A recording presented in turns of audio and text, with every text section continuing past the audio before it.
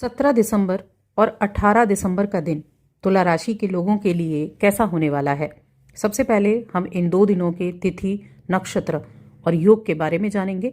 उसके बाद उनके प्रभाव के बारे में बात करेंगे। जय माता दी दोस्तों, आप सभी का स्वागत है हमारे YouTube चैनल में। तो सबसे पहले हम इन 2 दिनों के तिथि नक्षत्र की बात कर लेते हैं। 17 दिसंबर ये बुधवार का दिन है। कृष्ण पक्ष की त्रयोदशी तिथि रहेगी। चंद्रमा तुला राशि से निकलकर वृश्चिक राशि में प्रवेश कर जाएंगे और विशाखा नक्षत्र में रहेंगे। यहाँ सुकर्मा नाम का योग बनेगा, सर्वार्थ सिद्धि योग भी बनेगा और अमृत सिद्धि योग भी बनने वाला है। 18 दिसंबर की बात की जाए तो ये गुरुवार का दिन है। कृष्ण पक्ष की चतुर्दशी तिथि रहेगी। चंद्रमा वृश्चिक राशि में है और अनुराधा नक्षत्र में। योग जो बनेगा वो धरती नाम का योग बनेगा और सर्वार्थ सिद्धि योग भी रहेगा जो सुबह तक रहने वाला है। अब ये जो ग्रहों की स्थिति हो गई, इनका प्रभाव कैसे होने वाला है इसके बारे में बात कर लेते हैं। आगे बढ़ने से पहले छोटा सा ही निवेदन है, चैनल पर पहली बार आए हैं, अभी तक चैनल को सब्सक्राइब नहीं किया है तो ज़रूर कर लें। अब देखिए, दोनों दिनों की हम एक साथ बात करेंगे क्योंकि दोनों ही दिन चंद्रमा वृश्चिक राशि में है और चंद्र राशि के ऊपर ही ये राशिफल आधारित होता है। इन 2 दिनों को देखा जाए तो तुला राशि के जातकों के लिए हेल्थ अच्छी होने वाली है। आपके दूसरे भाव में चंद्रमा होंगे। हालांकि चंद्रमा नीच के होंगे कर्म के स्वामी होकर, लेकिन उसके बावजूद द्वितीय भाव धन का है, वाणी का है। द्वितीय भाव आपके कुटुंब का है। यहाँ से अष्टम पर दृष्टि रहेगी, लेकिन साथ ही ये आपके हेल्थ को अच्छा करेगा। एनर्जी से आप भरपूर रहेंगे और कुछ ऐसे कार्य करेंगे जिनमें एफर्ट ज़्यादा करने की आवश्यकता भी होती है, या कहा जाए तो कुछ असाधारण कामों को आज पूरा कर पाएंगे इन 2 दिनों में। ये जो वृश्चिक राशि में चंद्रमा का गोचर है, ये आपको उत्साहित करेगा, आपके मूड को बहुत पॉजिटिव रखेगा। इसीलिए जो भी कार्य सोचकर चलेंगे, जो भी आप संकल्प लेंगे, वो आपके लिए असंभव नहीं होगा। जो समस्या होगी उस समस्या का समाधान आसानी से कर पाएंगे। और अगर समस्याएं चल रही हैं और उन समस्याओं के बारे में आप किसी के साथ वार्तालाप करना चाहते हैं, किसी विशेष व्यक्ति से बात करना चाहते हैं, तो आप इस अपने जो एक मन में बोझ चल रहा है उसको भी आप उतार सकते हैं। इस तरह से जीवन में कुछ नेगेटिविटी कम होगी, पॉजिटिविटी आएगी और अपने जीवन को खुशहाल बना सकते हैं। जो आप चाहते हैं वास्तव में आपको बहुत ही विशेष कोई व्यक्ति महसूस कराने वाला है, तो बिना चिंता किए अपनी चिंता को उतारने का काम करें, तभी आप जीवन में आसानी से बढ़ भी पाएंगे। यहाँ जो योग बने हुए हैं उन योगों का प्रभाव पूरा दिन आपको अपने ऊपर देखने को मिलेगा। दोनों दिन ही आपको देखने को मिलेगा। देखिए, धन संपत्ति के मामले में बहुत अच्छा है।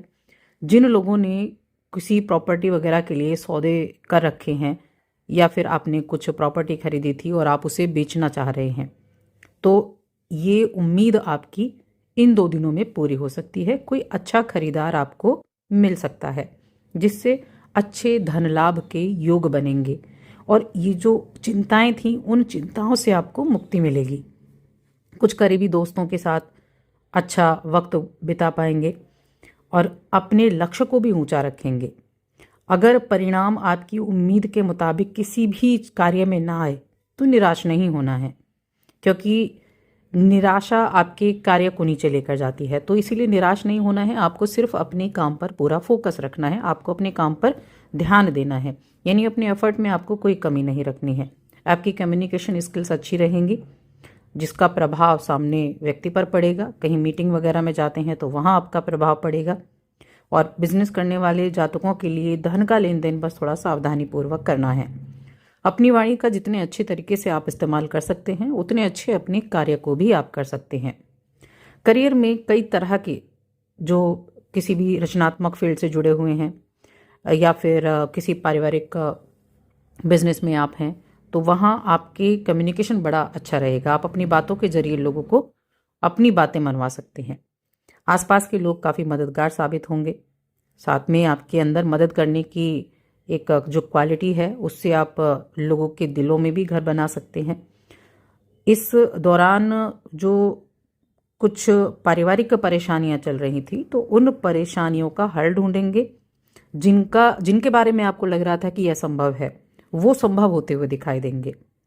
और आप अपनी इस चतुराई के लिए अपने आप को शाबाशी भी देंगे कि आप चीज़ों को बड़े अच्छे से हैंडल कर पा रहे हैं और जो भी आपके चारों तरफ नकारात्मकता फैलाते हैं उन चीज़ों से आप हट रहे हैं या फिर उन चीज़ों से आप बाहर निकल रहे हैं। चंद्रमा आपके 10वें घर के स्वामी हैं जो कि करियर का भाव होता है और द्वितीय भाव में आएंगे हैं जो कि धन का भाव होता है। यानी कि जो भी आप कार्य कर रहे हैं, चाहे आपकी नौकरी हो, आपका बिजनेस हो, कोई शोरूम है या फिर कोई शॉप है, किसी भी तरह के काम आप कर रहे हैं, उसमें अगर आपका एफर्ट चल रहा है और आप अपने लक्ष्य को निर्धारित करके चल रहे हैं तो यकीन मानिए ये 2 दिन आपके लिए धन लाभ जरूर कराने वाले हैं। इन 2 दिनों में कुछ ना कुछ इनकम के नए सोर्सेज भी आप बनते हुए देखेंगे। कुछ लोगों के पास नए आइडियाज़ होंगे, उन आइडियाज़ पर आप अमल करने के बारे में भी सोचेंगे। तो देखिए समय भी अच्छा है। अगर आपको लगता है कि आप उन कार्य को कर सकते हैं तो ज़रूर पहला कदम उठाएं, क्योंकि जब तक आप पहला कदम नहीं उठाएंगे तब तक आगे नहीं बढ़ पाएंगे। तो इसीलिए आपको सबसे पहले एक अच्छी रणनीति बनानी है, उसके हिसाब से आपको काम करना होगा। परिवार के साथ काफ़ी अच्छा वक्त बीतेगा और कहीं ना कहीं परिवार का सपोर्ट भी आपको मिलेगा। परिवार का सपोर्ट भी मिलेगा, करीबी दोस्तों का सपोर्ट भी मिलेगा और उनके बीच आप काफ़ी खुशी को महसूस भी कर पाएंगे।